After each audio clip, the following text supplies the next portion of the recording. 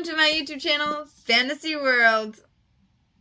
Today we're going to be reading the book called Winterhouse, written by Ben Guterson. Today, it's gonna be time to read Chapter 4, which is called Puzzles in the Main Lobby. And one way to transform main into find is main, lane, laid, land, band, bind, and find. And that is how you transform main into the word find. And if you guys were here with us for Chapter 3, did you guys make any guesses on how they knew who Elizabeth was? Well, if not, we're going to find out this chapter. So let's get right into it. "How did you know my name?" Elizabeth said, stunned. The woman in black tilted her head and pointed to the bookmark that was sticking out of Elizabeth's book.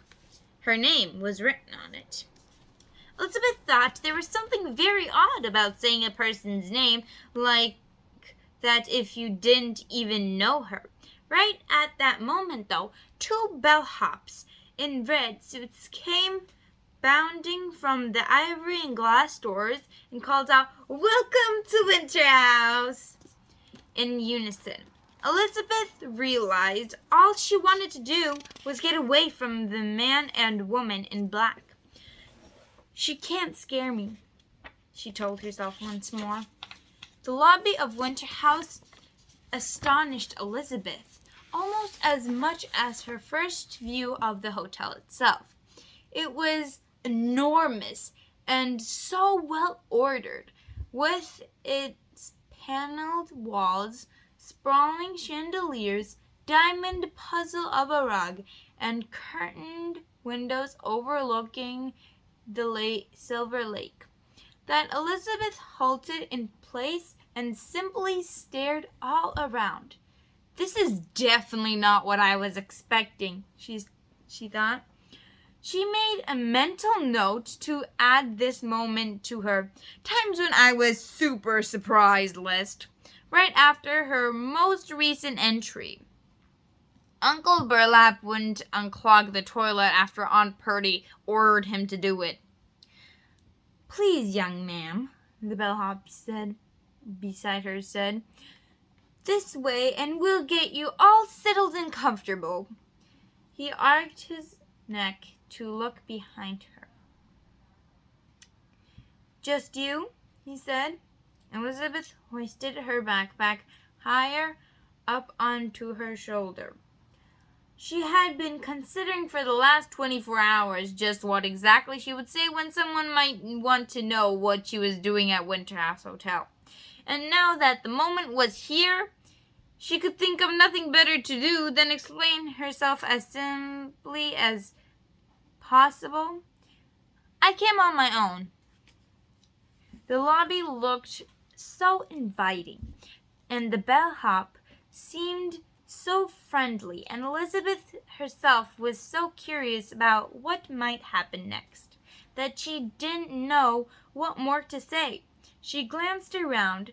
Archways rose to her left and to her right, offering views along avenues of distant hallways. A staircase with a silver handrail rose 20 yards ahead, with a bronze bust in the recess on the landing. 6 elk heads hovered above the vast lobby from their mounting on the expanse of high wall, and a wonderful aroma of something sweet, like sugar and fire, smoke and candles, all rolled together, lingered in the air. The man and woman in black were explaining something to a bellhop at a desk, just far enough away from Elizabeth that she couldn't hear their voices. They seemed to be upset. The large crate was on the floor beside them.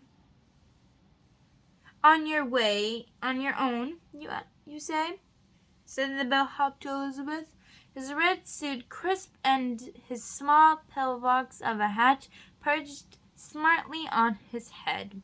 He was perhaps 50 years old and had the kind of face that needed a good shave daily, but he had a natural smile. He leaned in and stared at her as if he'd spotted a butterfly on her nose. Well, that is wonderful news for us. We are very glad to welcome all of our guests. Elizabeth was distracted, though, and was peering at a far corner of the lobby. Two elderly men in suits were standing beside a long table, examining something intently, as though they were focused on a complicated game or studying a document.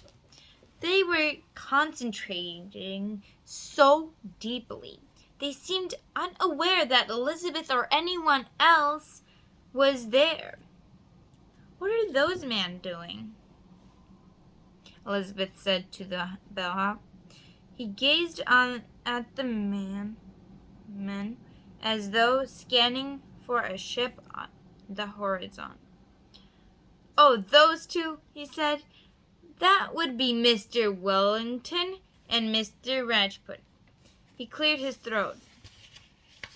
"They are working on a puzzle." He leaned down and whispered, "It consists of 35,000 pieces, and they've been working at it on and off for 2 years.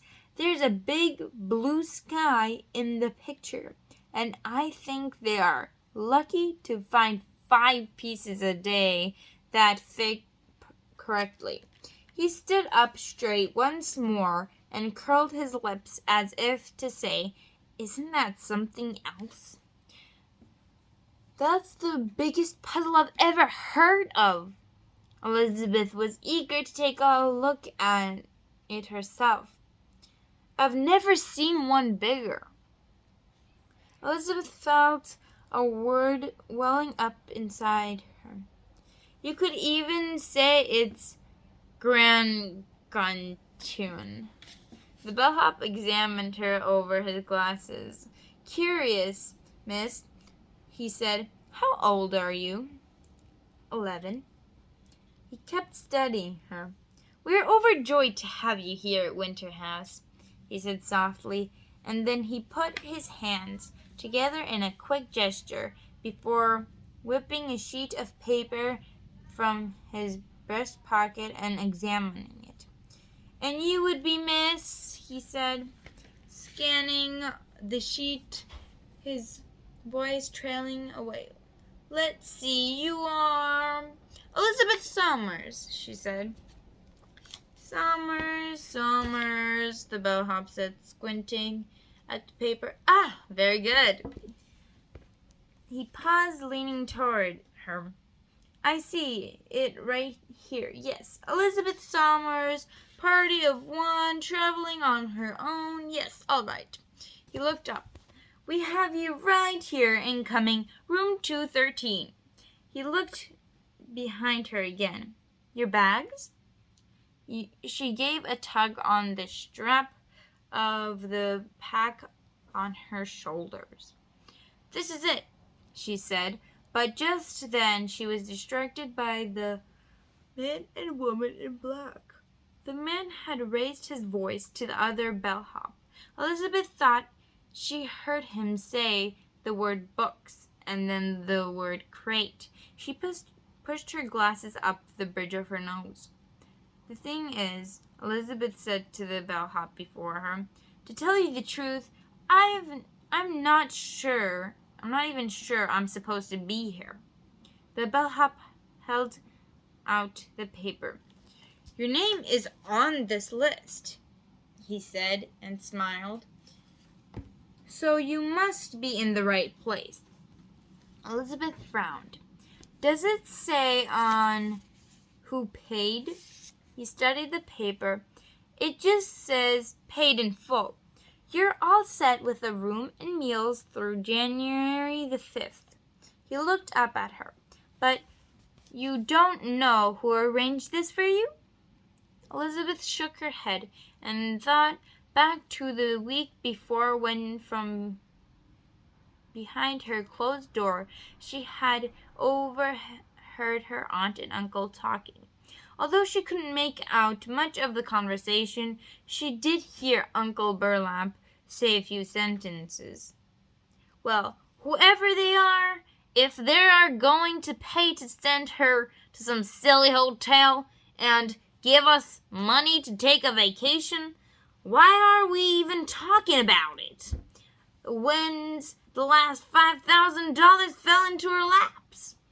$5,000! Who cares if we don't know why or who? Aunt Purdy had shushed him, and Elizabeth had heard nothing more. It was a mystery she couldn't figure out then, and certainly couldn't now. Who would have given her aunt and uncle money, or asked them to send her to Winterhouse? It was Winterhouse. She had been turning these thoughts over in her mind for days. The bellhop put the paper back into his pocket. No matter, Miss Somers.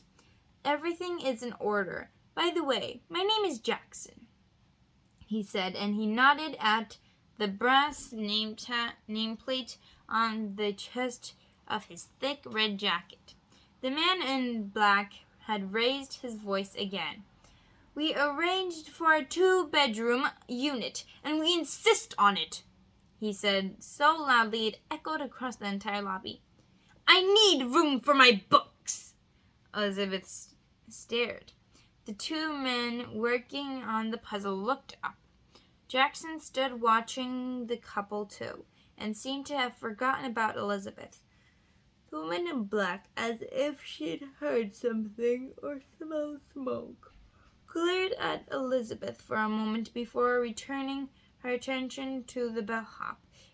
She and the man in black were berating. Perhaps some slight confusion has arisen, Jackson said to Elizabeth. Is everything all right? She said. The woman's gaze had startled her once again. The crate, too, seemed such an odd thing for transporting books, and it really didn't resemble a coffin. And it really did resemble a coffin, Elizabeth thought. All fine, Jackson said. And then he turned and looked as the front door of the lobby swung open. And what good luck we have. Mr. Norbridge Falls is here! Well, that was it for Chapter 4. I hope you guys enjoyed it. If you did, hit the like button and maybe the subscribe button as well if you guys want to. I don't know, maybe. And if you want to see more videos like this, you can go ahead and click that notification bell as well. So you get you get notifications that I post the videos, which I think you'll like. Well, that is it for today. Bye. Peace. Thanks for watching.